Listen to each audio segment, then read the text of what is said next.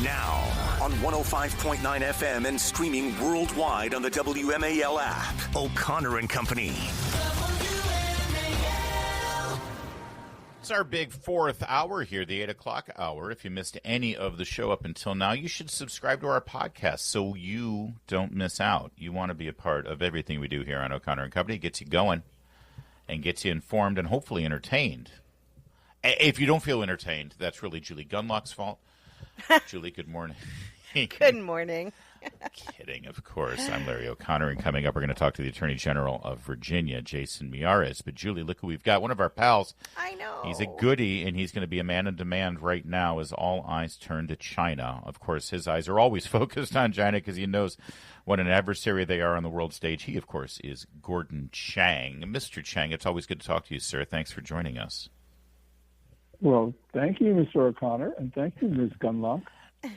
His book, of course, Plan Red, China's Project to Destroy America, and this is a project that's been in the making for quite some time. So I must ask you, as we learned that a Chinese delegation will meet with a U.S. delegation in Europe later this weekend, will these tariffs that have been announced that President Trump seems sort of locked in on, especially when it goes to China, will these thwart China's plans that you lay out in your book, the Plan Red, Plan to Destroy America?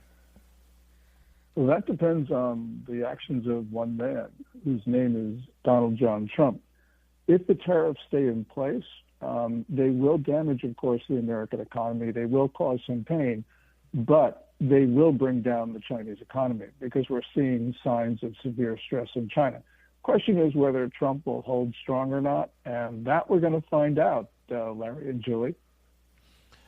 So what are you looking for as this plays out here in terms of indications from the Trump administration that they mean business? Because a lot of people are saying, oh, this is just saber rattling, this is just flexing, and Trump wants to make a deal and the tariffs aren't going to stick. And I guess what I'm asking is, what is China most afraid of? I think China is most afraid of Trump not giving in. China has really no cards to play except putting pressure on Trump to give in because it's the smaller economy, it's the trade surplus economy.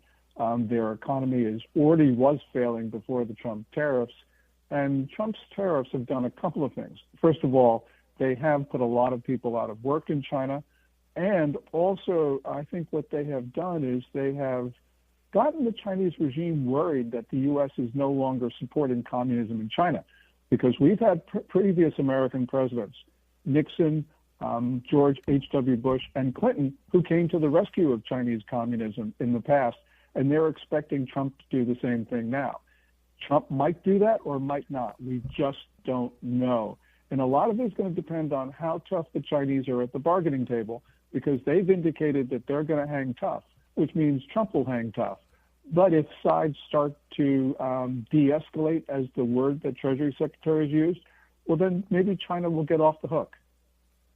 It's been very interesting watching what's going on in China, Gordon. There's been some worker riots, which, as you know, it's not easy to get information out of China, but there are videos of these worker riots and the disabling sort of, I would say it seems destabilized over there. Is this something that is happening more widespread throughout China? Again, we've seen a few examples, but how widespread is it?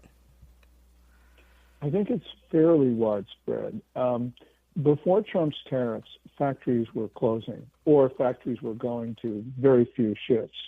And that was just generally because of a number of structural issues in the Chinese economy. When Trump's tariffs went on, it meant that a lot of factories that had been hanging on for quite some time decided to throw in the towel. And that meant workers were then forced back to their hometowns, back to farms. But many of them decided to protest because they didn't get their back wages, and they felt that they were being treated unfairly by the factory owners. So there are these protests. The Communist Party has them under control for the moment, but if they spread and they become too big and workers start to give encouragement to each other, then there's nothing the regime can do. Who needs each other more. We have this weird symbiotic thing where our industries and our factories who have been able to get a lot of cheap stuff, and I saw Vice President Pence say the other day in a public remarks that part of the American dream is buying cheap stuff. And I don't know if that actually is necessarily the American dream, but we have been able to benefit from getting cheap stuff, and we've been able to buy stuff for cheap, and companies have been able to make a lot of money because of that cheap stuff. China also holds a lot of our debt, Gordon. That's part of that symbiotic relationship, and they need to keep their people employed, and so they need these factories. So I guess when you see the reliance on each other, who's in more desperate state here? Who is more reliant on the other as these negotiations move forward? Clearly, China's more reliant on the U.S. Last year, their merchandise trade surplus against us was $295.4 billion. That was up 5.8% from 2023. Their economy would just fail without the United States. We would have problems. Prices would go up temporarily. But we can buy our stuff from elsewhere, and we're doing that right now. So, for instance, the company with the supply chain that is hardest to move, which is Apple, has moved its supply chain for American production out of China. As Tim Cook said, products for the United States are going to be made in India and Vietnam. So if Apple can move, everybody can move. But we got to remember what the stakes are here. China is not just another trading partner. It is, for instance, fully behind the fentanyl gangs. That's 70,000 Americans die each year. So we're talking about a regime that is deliberately killing Americans. So this is not just a trade issue. This is an issue about the survival of the United States because China does intend to destroy us. They say that all the time. We Americans, we don't think we have to listen to what our enemies say. But we should start putting an ear to what the Chinese regime actually talks about when they start to mention us. Gordon, that what you just said is so important about, China being behind the fentanyl issue and many other issues that are really destroying our country. How can people message that? What is the best way to say, look, this is, we want to strengthen the supply chains in America because we do not want to be reliant on these people who hate us, or I shouldn't say people, I should say the government, the communist government of China that hates us and wants to destroy America. I mean, Besson is about to go meet with them, and perhaps there will be this great trade deal, but we don't want to return to where we were before of getting cheap goods for China, and really propping up this government that hates us. How do we message to Americans that it really is actually important to buy Americans, to buy quality products from America rather than relying on cheaper products from China? Lydia, my wife and I, we drove through the South a couple of years ago, and we saw devastated towns. These are towns where factories have left for China, where there is no hope, where there is fentanyl and young people are dying. And we as Americans have an obligation to other Americans, our fellow Americans, to make sure that they have the chance of the future. This is just so fundamental to me. Yes, Wall Street can do well. Yes, there are other segments of the American economy that can do well, but we have a moral obligation to our fellow Americans. China is stealing about $500 billion worth of U.S. intellectual property each year.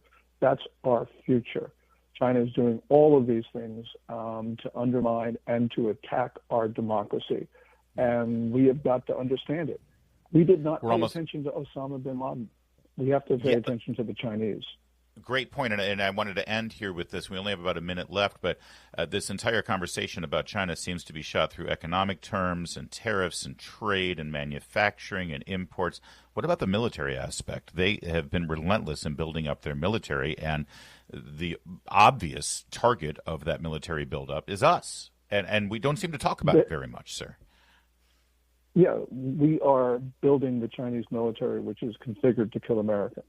It's as simple as that. That is strategically wrong. That's morally wrong. Well said. We'll leave it at that. That's all we need. Gordon Chang, thank you. I know you're going to be a man in demand. We might be calling on you again as these discussions continue over the course of the next several days. So I hope you keep your phone ready. Keep your phone by your side. Of course, Larry. And thank you so much, Julie. Let's be clear. Keep Lydia by your side because she. Yes, she that's right. That's right. It is 8:16.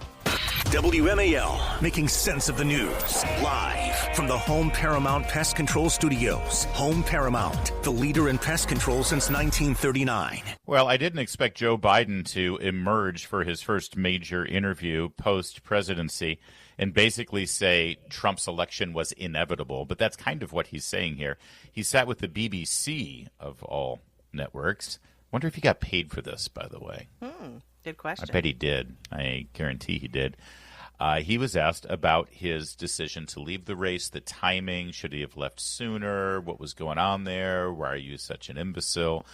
Well, here's how the interview went. It's a question lots of people ask you, Mr. President. Did you leave it too late? Should you have withdrawn earlier, given someone else a bigger chance? I don't think it would have mattered. We left at a time when we had a good candidate. She was fully funded, and what happened was I had become what we had set out to do. No one thought we could do. And I become so successful in our agenda. It was hard to say, "No, I'm going to stop now." I meant what I said when I started. That I think I'm prepared to hand this to the next generation. It's a transition government. But things moved so quickly that it made it difficult to walk away. It was a hard decision. But regrets, though? No, I think it was the right decision. I think that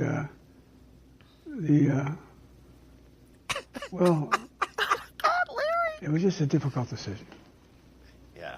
But you shouldn't have taken it earlier. Well, I don't think so. I mean, I don't know how that would have made much difference.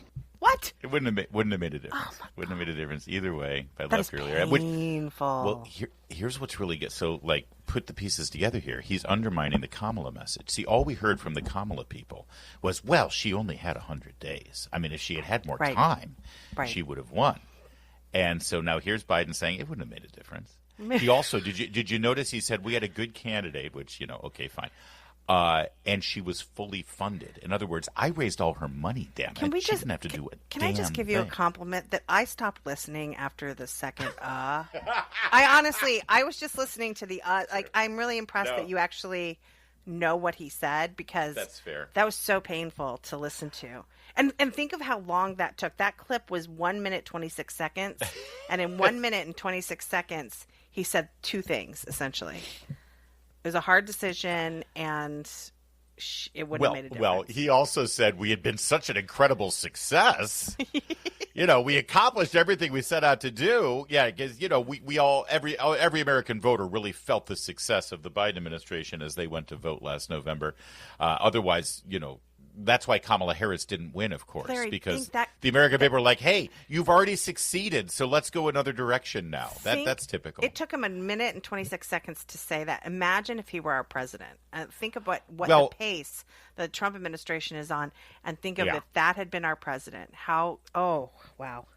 That is the overriding takeaway from this entire interview was these lying SOBs continued right up through mid-July, continued to say he's sharp as a tack, he's top of his game. Of all of the disasters of the Biden presidency, which led to the re-election of Donald Trump, I truly do believe that until they come to grips with the reality that we all know how badly they lied to us and deceived us, that they tried to, again, put one over. Until they come to grips with that, we need, the Democrat, we as a country, I actually do want a two-party system, unlike Democrats who just want one-party rule like they have in California. I want the Democrats to be better. I want them to actually love our country. I want them to be honest with the American people.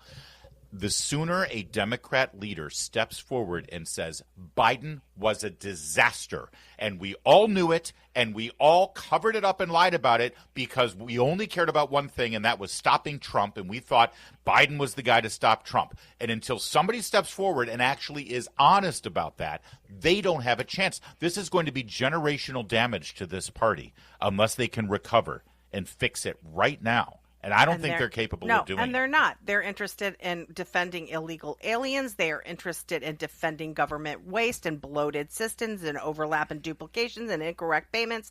This is the Democrat Party. It is the party of corruption. It is the party of suffering. And it is the party of the elite rich. Yeah. That's it. And I'll add one more thing. They're the party of thinking the American people are stupid. Yes. And they can't see it for their own very eyes. 823. If you are a Northern Virginia parent, you are definitely going to want to stay tuned for our next interview with Virginia Attorney General Jason Miyares. His office has announced an investigation into Loudoun County Public Schools, which has been a mess for many years, but the latest thing they've done is just monstrous. Keep it here. We'll talk about it with Jason Miyares. It's 8:30. WMAL-FM Woodbridge, Washington, a Cumulus media station. Making sense of the news. News Talk 105.9. News now. Now on 105.9 FM and streaming worldwide on the WMAL app. O'Connor and Company. It's 8:37 on this pretty busy Wednesday morning. Thanks for joining us. Chris Plant comes up in 30 minutes for the Chris Plant Show. It's Larry O'Connor with Julie Gunlock. Look who's here, Julie. It's your Attorney General. That's right. Jason Miyares. Good morning. He's my Attorney General insofar as I am Governor Youngkin's ambassador to Virginia's wine country. And so if any legal issues ever transpire, he will have to intervene. Attorney General Miyares, thanks for joining us. That's a great title, Ambassador to Virginia's wine country. I love that. And we have great wine in Virginia, so I'm hopefully you're visiting often. By the way, assuming that you have some ambitions beyond the Attorney General's office, which you're currently running for re-election, I hope you keep that in mind and know what side your bread is buttered on here on WMAL. Listen, wanted to follow up with you on a serious matter out of Loudoun County. This has to do with an incident in Stonebridge High School where it appears young men were in their locker room. They are forced to now disrobe and interact with a biological female in that boy's locker room. And apparently there has been some video recording there. And I don't know, maybe you can unpack what you know about this so far at the beginning of your investigation. But it sounds like the boys who were recorded are now being charged with some sort of sexual harassment violation under Title IX, where I thought that we had already solved this problem, and I thought that people were supposed to adhere to their biological sex when they go into a locker room or restroom in a public school. Well, not according to the Loudoun County Public School system. So back in 2021, they adopted a policy, 840, which allowed you to essentially pick which bathroom, which locker room you wanted to use, basically based on your preference, whatever you say you identify with, whatever, not your biological sex. And we actually have seen a variety of different reports. Nick Knock has really impacted a lot of this in his reporting the last several months of this, even prior to this incident, boys that were complaining about girls in their locker rooms, girls complaining about boys in their locker rooms.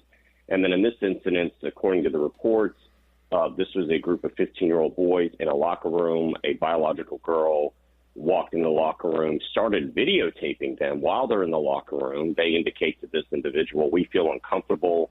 Please remove yourself." And now, let's be clear, videotaping within the school is a violation of school policy, right?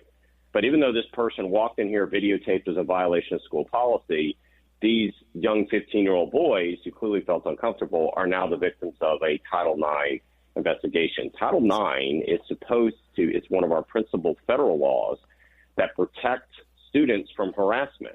It's one of our most important anti-sex discrimination laws that we have on the books in America today.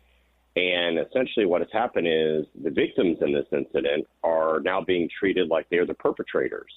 And the student that apparently was taping this, to the best of our knowledge so far, has not faced any discipline whatsoever. And so that's why we have launched this investigation to get to the bottom of this. But this goes to a larger point, Larry. Why are we having this debate in 2025? If I was to take you in a time machine back to 2010, you would have laughed the idea that this would even be an issue, but here we are today.